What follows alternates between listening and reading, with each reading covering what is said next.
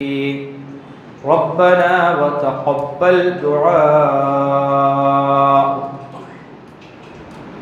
സ്നേഹാദരണീയരായ സഹോദരി സഹോദരന്മാരെ,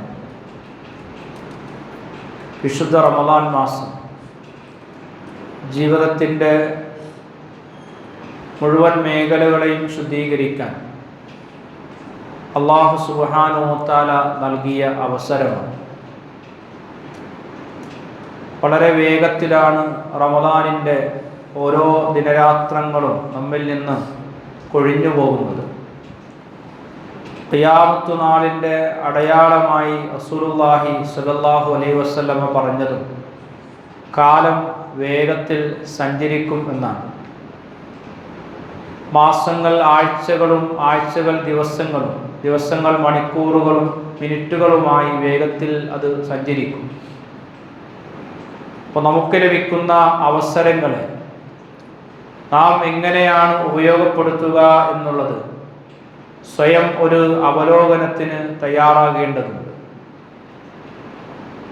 ഒരു മടക്കം, അള്ളാഹുവിലേക്ക് ഒരു മടക്കമുണ്ടായിക്കഴിഞ്ഞാൽ പിന്നീട് അതിനെ പിന്തിപ്പിക്കാൻ വേണ്ടി ആവശ്യപ്പെട്ടാൽ അതിന് അവസരമുണ്ടാവുകയില്ല എന്ന് വിശുദ്ധ ഖുർആനിൽ വിവിധ സ്ഥലങ്ങളിൽ നമുക്ക് കാണുവാൻ സാധിക്കും. ഖാല റബ്ബിർജിഊൻ, അല്ലാഹുവേ ഒരു വേള നീ എന്നെ ഒന്ന് മടക്കിയാലും. അള്ളാഹുവിൻ്റെ മറുപടി അല്ല, അങ്ങനെ വേണ്ട.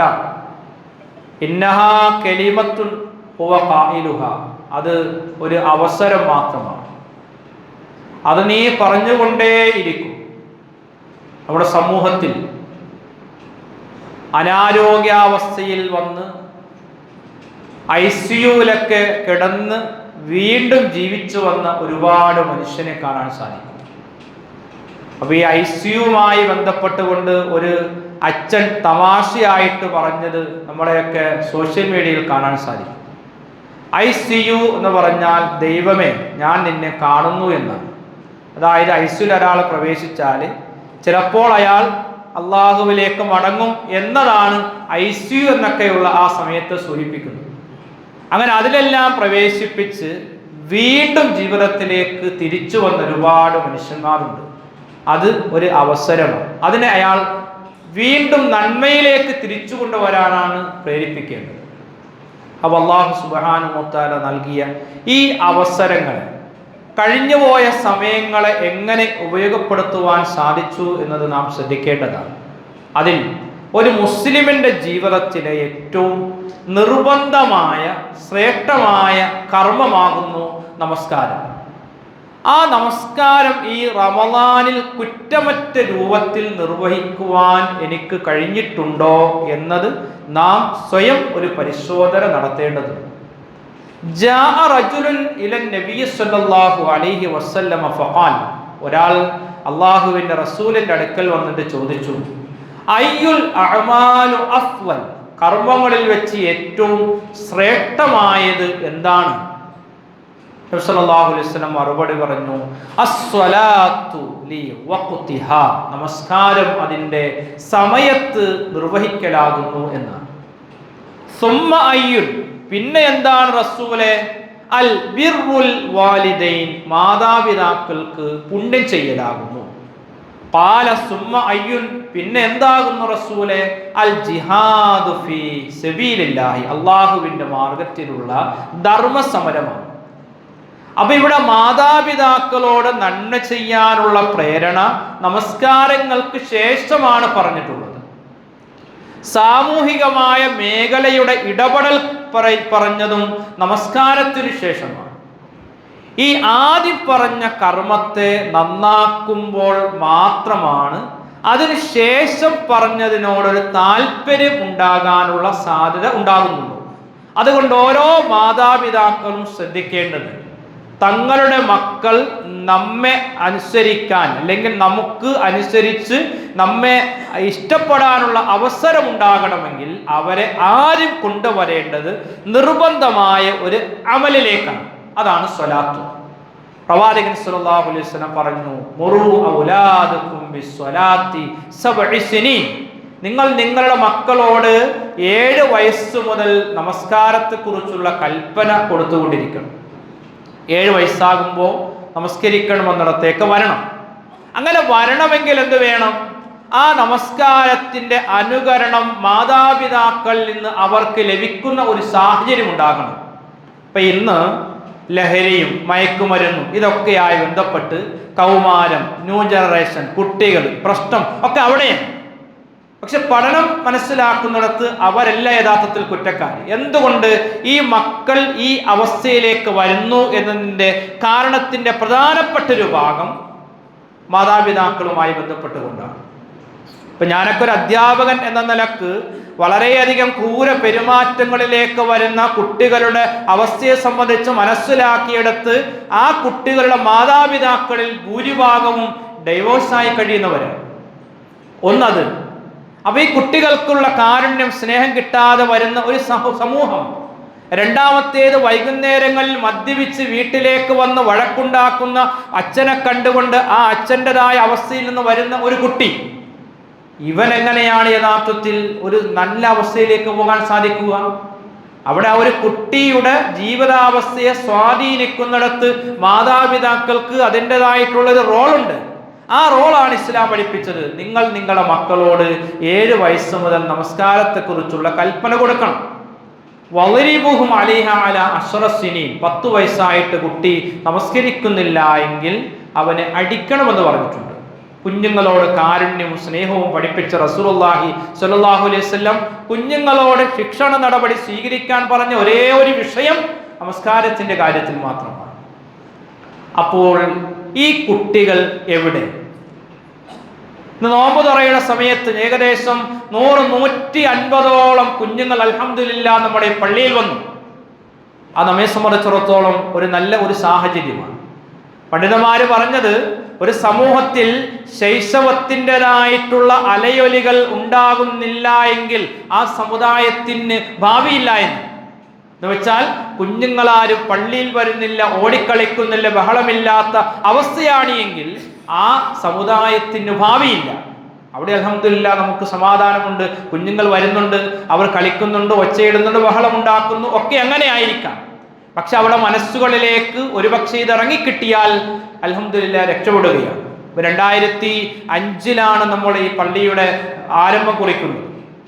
അപ്പോൾ 2005 മുതൽ ഏകദേശം ഒരു 3 കൊല്ലം ഒഴിച്ചാൽ ബാക്കി എല്ലാ വർഷവും അൽഹംദുലില്ലാഹ് ഈ പള്ളിയിൽ ഇമാമത്തുമായി ബന്ധപ്പെട്ടുകൊണ്ട് നമ്മളുണ്ട്. അപ്പോൾ ഈ 2005 വരുന്ന ഒരു കുട്ടി ആ സമയത്ത് അവനൊരു ബഹളാന്തരീക്ഷത്തിലും അതുപോലെയുള്ള അവസ്ഥയിലും ഒക്കെയാണ്. പക്ഷെ ഇന്നവർ 20 കൊല്ലക്കാലം കഴിഞ്ഞ് പള്ളിയിലേക്ക് വരുമ്പോൾ ഇടയ്ക്ക് ചോദിക്കും, ഉസ്താദേ ഓർമ്മയുണ്ടോ, അന്ന് ആ കഞ്ഞിയുടെ സമയത്ത് അച്ചാറിന്റെ പേരിൽ ബഹളമുണ്ടാക്കി ഞങ്ങളെ ഓടിച്ച ഞാനാണ് എന്ന് പറയുമ്പോൾ ഇവിടെ ഞങ്ങൾക്ക് വരാനുള്ള സ്വാതന്ത്ര്യം കിട്ടി.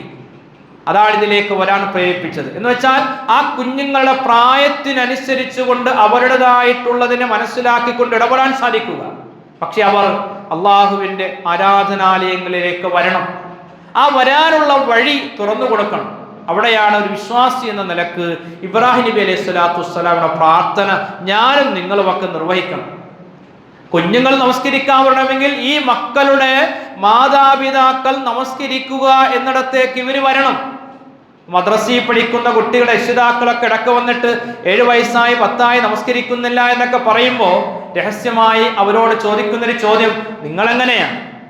രാവിലെ 6:30 മദ്രസ. ആ 6:30 ഒരു കുട്ടി മദ്രസയിൽ വരണമെങ്കിൽ 6 മണിക്ക് എഴുന്നേൽക്കണം. 5:30 സുബഹിന്റെ ബാങ്ക്. ആ സുബഹിന്റെ ബാങ്കിന്റെ സമയത്ത് മാതാപിതാക്കൾ എഴുന്നേറ്റ് നമസ്കരിച്ച് കുഞ്ഞുങ്ങളെ വിളിച്ചുണർത്തിയാൽ അവനെ പള്ളിയിലേക്ക് കൊണ്ടുവരാൻ സാധിക്കും. മറിച്ച് അവൻ എഴുന്നേൽക്കുന്നില്ല, ഇവൻ നമസ്കരിക്കുന്നില്ല എന്ന് പറയുന്നിടത്തേക്ക് വന്നു കഴിഞ്ഞാൽ ഇവനൊരു മാതൃകാപരമായ അവസ്ഥ കൊടുക്കുവാൻ അവിടെ സാധിക്കുന്നില്ല എന്നുള്ളതാണ്. അതുകൊണ്ടാണ് ഇബ്രാഹിം നബി അലൈഹി സ്വലാത്തു വസ്സലാം പ്രാർത്ഥിച്ചു. ഇബ്രാഹിം നബിയുടെ എല്ലാ പ്രാർത്ഥനയിലും മക്കളെ മക്കളെ എന്ന് ഉൾപ്പെടുത്തുന്നത് കാണാൻ സാധിക്കും. റബ്ബി ജഅൽനി മുഖീമസ്സലാത്ത് വമിൻ ദുർരിയതി. റബ്ബി, എൻ്റെ രക്ഷിതാവേ, ഇജഅൽനി, എന്നെ നീ ഉൾപ്പെടുത്തേണമേ, മുഖീമസ്സലാത്ത്, നമസ്കാരം നിലനിർത്തുന്നവരിൽ ഉൾപ്പെടുത്തണമെന്ന്. എപ്പോഴെങ്കിലും നമസ്കരിച്ചാൽ പോരാ. ഒരു വിപത്തുണ്ടാകുമ്പോൾ നമസ്കരിച്ചാൽ പോരാ. ഒരു സുബഹ് ജമാഅത്തിന് ഒരു കുടുംബത്തിലെ എല്ലാവരെയും കണ്ടു. ഒരു സുബഹ് ജമാഅത്തിന് മനസ്സിന് വല്ലാത്തൊരു സന്തോഷവും സംതൃപ്തിയും ഉണ്ടായി. പിന്നെയാണ് അറിഞ്ഞത് ആ കുടുംബത്തിൽ ആരോ രാത്രി മരിച്ചു. രാത്രി മരിച്ചപ്പോൾ എന്തായാലും ഈ അടക്കം കഴിയാതെ ആരും ഉറങ്ങില്ല. സുബഹിക്ക് പള്ളിയിൽ എല്ലാവരും കൂടി പള്ളിയിലുണ്ടായി.